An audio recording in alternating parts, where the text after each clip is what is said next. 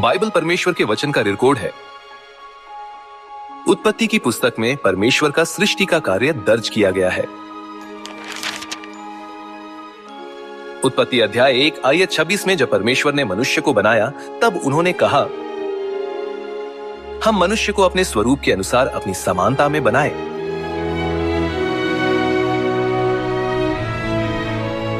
Bible विशेषज्ञ कहते हैं कि हम शब्द एक अनसुलझा रहस्य है। परमेश्वर ने स्वयं को मैं कहकर नहीं बल्कि हम कहकर क्यों संदर्भित किया?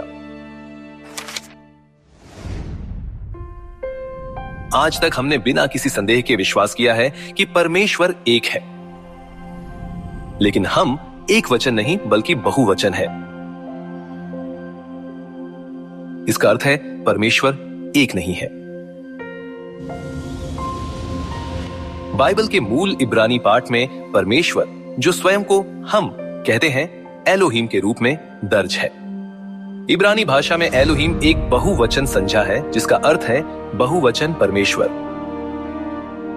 इब्रानी में एक परमेश्वर को दर्शाने के लिए एल या एलोआ शब्द है। फिर भी शब्द एलोहीम, जिसका अर्थ है बहुवचन परमेश्वर, बाइबल में 2500 से अधिक बार लिखा है। यह दर्शाता है कि सृष्टिकर्ता परमेश्वर केवल एक नहीं है। यदि परमेश्वर एक होते तो क्या उन्हें स्वयं को हम कहना पड़ता? जब हम परमेश्वर की रचना को देखते हैं तब हम इसे आसानी से समझ सकते हैं।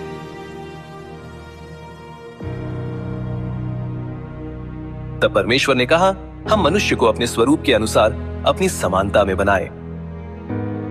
तब परमेश्वर ने मनुष्य को अपने स्वरूप के अनुसार उत्पन्न किया। अपने ही स्वरूप के अनुसार परमेश्वर ने उसको उत्पन्न किया। नर और नारी करके उसने मनुष्य की सृष्टि की।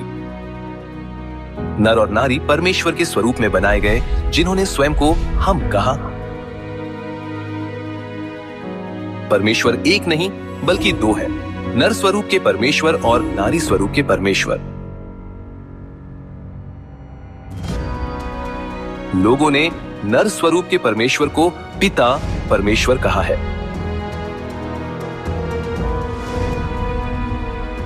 पिता वह संबोधन है जिसका उपयोग संतान करते हैं। एक व्यक्ति चाहे कितना भी बूढ़ा क्यों न हो, अगर उसके पास संतान नहीं है तो उसे पिता नहीं कहा जाएगा।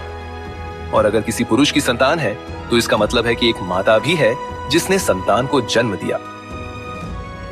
पिता शब्द माता के अस्तित्व को दर्शाता है, इसलिए पिता परमेश्वर यह दर्शाता है कि माता परमेश्वर मौजूद है।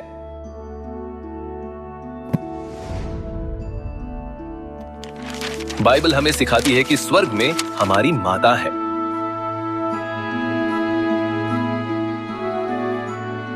पर ऊपर की यरूशलेम स्वतंत्र है और वह हमारी माता है।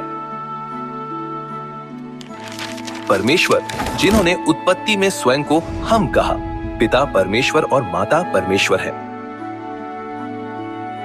बाइबल के व्याख्याकारों ने हम के रहस्य को नहीं सुलझाया है क्योंकि वे माता परमेश्वर के अस्तित्व को नहीं जानते थे। तब माता परमेश्वर क्यों होनी चाहिए? तू ही ने सब वस्तुएं सृजी और वे तेरी ही इच्छा से थीं और सृजी गईं।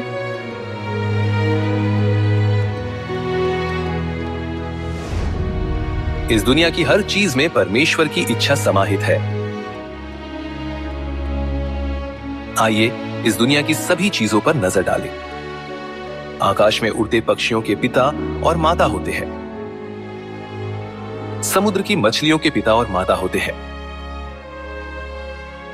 घास के मैदान में शेरों के पिता और माता भी होते हैं। मनुष्य भी ऐसा ही है। वहां एक पिता और एक माता भी होने चाहिए जो संतानों को जन्म दे। परमेश्वर ने सभी प्राणियों को उनके पिता और माता से और विशेष रूप से उनकी माताओं के माध्यम से जीवन प्राप्त करने के लिए बनाया। क्या आप उसमें परमेश्वर की निहित इच्छा को जानते हैं? जैसे हम अपनी शारीरिक माताओं से अपना शारीरिक जीवन प्राप्त करते हैं, हम माता परमेश्वर से आत्मिक जीवन प्राप्त कर सकते हैं। यह परमेश्वर की सभी प्राणियों में इच्छा है। परमेश्वर ने कहा कि उनकी सनातन सामर्थ्य और परमेश्वरत्व जगत की सृष्टि के समय से उनके कामों के द्वारा देखने में आते हैं, यहां तक कि वे निरुत्तर हैं। क्या आपने अपना जीवन खुद प्राप्त किया? ऐसा कोई नहीं है जो स्वयं से उत्पन्न हुआ हो। जीवन का जन्म एक रहस्य है जिसे मनुष्य सुलझा नहीं सकते। इस रहस्य के माध्यम से हम परमेश्वर के अस्तित्व की पुष्टि कर सकते हैं। बाइबल में हम एक रहस्य है जिसे बाइबल के व्याख्याकारों ने भी सुलझाया नहीं है। परमेश्वर जिन्होंने स्वयं को हम के रूप में संदर्भित किया, पिता परमेश्वर और माता परमेश्वर है। आत्मा और दुल्हन दोनों कहती हैं आ, और सुनने वाला भी कहे आ। जो प्यासा हो वह आए, और जो कोई चाहे वह जीवन का जल सेंतमेंत ले।